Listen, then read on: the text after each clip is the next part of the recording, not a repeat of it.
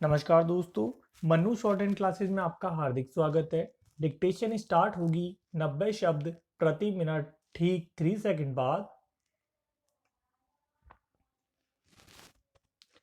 Start. इसमें कोई संदेह नहीं कि सफल टीकाकरण अभियान से भारत ने कोरोना महामारी पर काफी हद तक काबू पाने में कामयाबी हासिल की। टीकाकरण की बदौलत ही बच्चों से लेकर बड़ों और वृद्धों तक को महामारी के खतरे से बचाया जा सका। हालांकि बच्चों के टीकाकरण का काम पिछले महीने ही शुरू हुआ है, पर अब तक करोड़ों बच्चों को टीके लग चुके हैं। बच्चों के सफल टीकाकरण की बड़ी वजह यह भी है कि पिछले कुछ महीनों में कई टीके बाजार में आ गए हैं। अब भारत के औषधि महानियंत्रक ने बच्चों के लिए कुछ और टीकों को हरी झंडी दे दी है। भारत बायोटेक का बनाया कोवैक्सीन 6 से 12 साल के बच्चों को लगाया जाएगा। इसके अलावा 5 से 12 साल के बच्चों के लिए कोर्बेवैक्स और 12 साल से अधिक के बच्चों के लिए जायोकोव डी को मंजूरी दी गई है। हालांकि ये सभी टीके आपात इस्तेमाल के लिए ही होंगे। वैसे अभी कोई टीका निर्माता कंपनियां अलग अलग आयु वर्ग के बच्चों के लिए टीकों के विकास में लगी है। ये टीके जितने और आएंगे, टीकाकरण की रफ्तार भी उतनी तेजी से होगी। गौरतलब है कि देश में टीकाकरण की शुरुआत पिछले साल जनवरी के मध्य में हुई थी। तब टीकों की भारी कमी थी और लक्ष्य था पूरी आबादी के टीकाकरण का।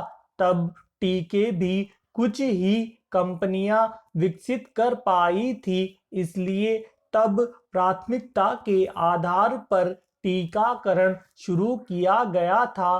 सबसे पहले स्वास्थ्य कर्मियों और कोरोना योद्धाओं को टीके लगे। इसके बाद बुजुर्ग और पहले से गंभीर बीमारियों से ग्रस्त मरीजों और वयस्क आबादी की बारी आई। जब किशोर वय आबादी और बच्चों के टीके भी विकसित हो गए तो इन्हें भी टीकाकरण अभियान में शामिल कर लिया गया।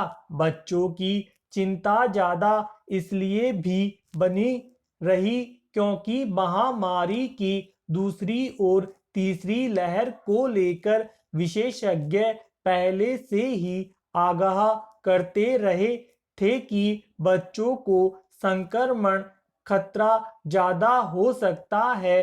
फिर लंबे समय के प्रतिबंध के बाद जब स्कूलों के खुलने की बात आई तो सबसे पहली जरूरत यही समझी गई कि किशोर आबादी का टीकाकरण हो। इसीलिए 12 से 18 साल के बच्चों का टीकाकरण शुरू हुआ। फिर इसी कड़ी में पिछले महीने से 12 साल से 14 साल के बच्चों को भी टीकाकरण की मुहिम में जोड़ लिया गया। अब 6 से 12 साल के बच्चों के लिए भी रास्ता साफ हो गया है।